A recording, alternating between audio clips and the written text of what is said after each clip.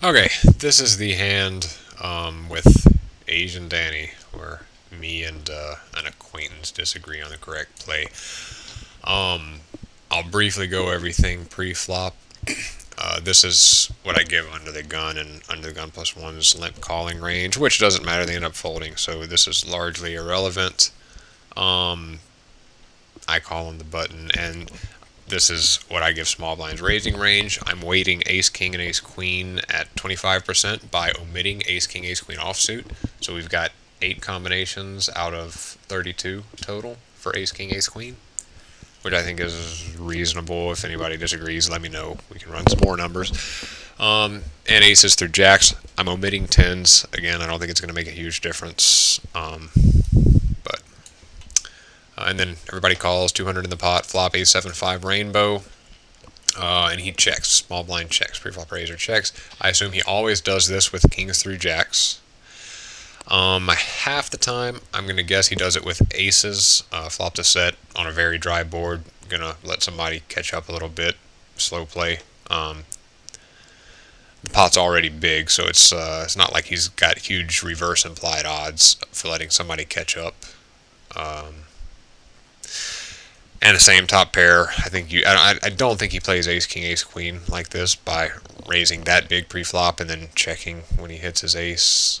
Maybe he's going for pot control, but I just think it'd be a weird line for him. So I'm weighting that at 20%. I don't think it's going to make a huge difference either way, but we can change that later if we want. So the way the line went, and I added this other stuff, but you can ignore it for the sake of this hand. Check, check, check, and check on the flop. Turn is a 9, putting a flush draw out there, and small blind pre-flop raiser bets out 50. Again, I'm waiting. Top pair, pretty small here, and it's set also. I think if he had a set, now that kind of a straight completing card got there, makes some more straight draws possible. Also makes a flush draw possible, and he gave people a chance to catch up. If he wants all their money, he's going to have to bet more than 50 here to have a reasonable all-in for one of the 500 stacks on the river. So I don't think he bets 50 here with his set. And the same with ace king ace queen. It's just too small of a bet. It really feels exactly like kings through jacks. So I'm saying he always makes a small bet with kings through jacks. And that's the 75% of the time he bets larger than 50. And we're just having that check down, so we ignore it for the sake of this analysis. Fold, it gets to me. I raise to 150.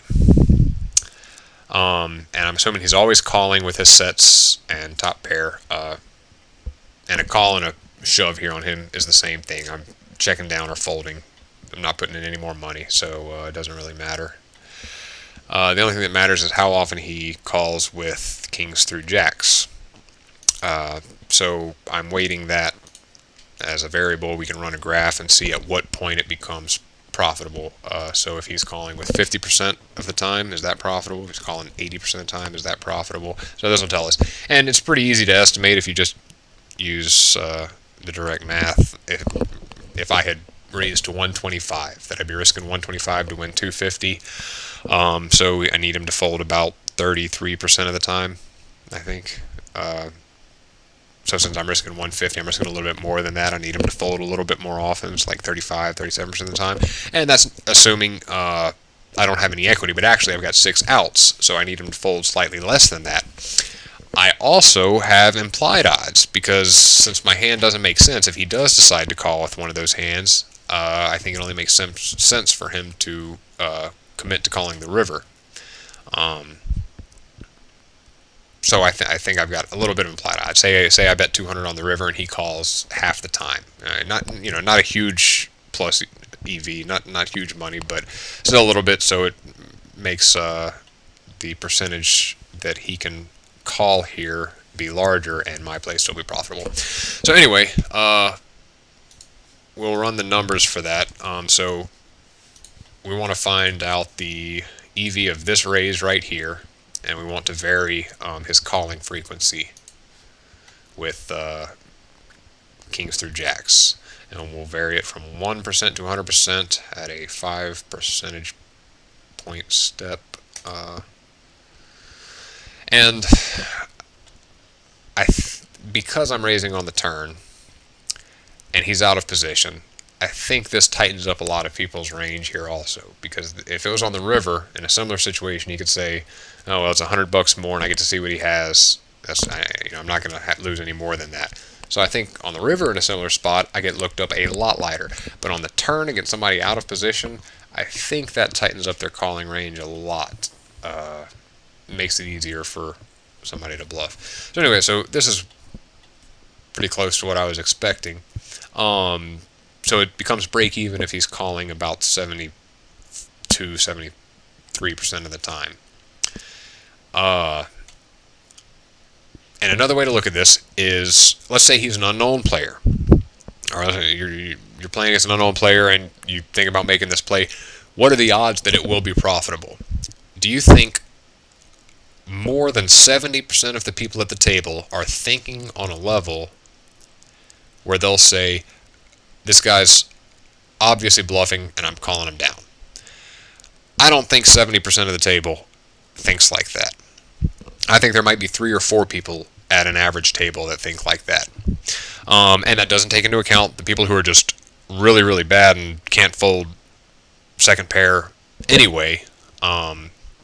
But I think you might have one person at an average table like that. And you'd just be making... It's pretty easy to spot that person really quick. So I don't think that's really a huge issue. But anyway, main thing is I don't think 70% of the time against a random person you're getting called here. And another thing that helps me is not only do you have to have somebody who thinks like that, who can put you on a hand and say, this guy's line looks like a bluff, but they also have to be willing to back that up with money. So they can't be a weak, tight player. They can't be somebody who's scared of monsters under the bed, who is playing on a short bankroll and doesn't want to risk money. So not only do they have to be thinking on a level of, this guy's line doesn't make any sense, I'm calling him down, but they have to be willing to back it up. So if 80% of the people, let's say 8 out of every 10 people at the table will think on that level and say, this guy's obviously bluffing. Well, if 10% of those people aren't willing to back it up and call you, well, then it's still at least a break-even play, if not slightly profitable. And I just don't think 80%. I think maybe, like I said, 4 out of every 10 people, or 5 out of every 10 people are thinking on that level. And of those, I don't think all of them call you. So against a random player, I think this is a decent play. Given the read on that that I had on the guy, I think it's a decent play.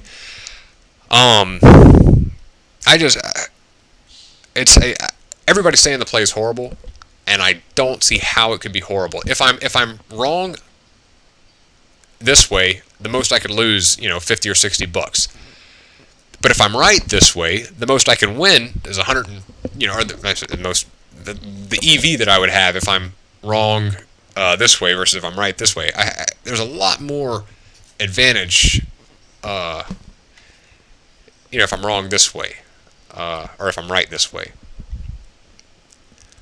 And I don't see how I could be so wrong that 9 out of every 10 people at the table are seeing this play.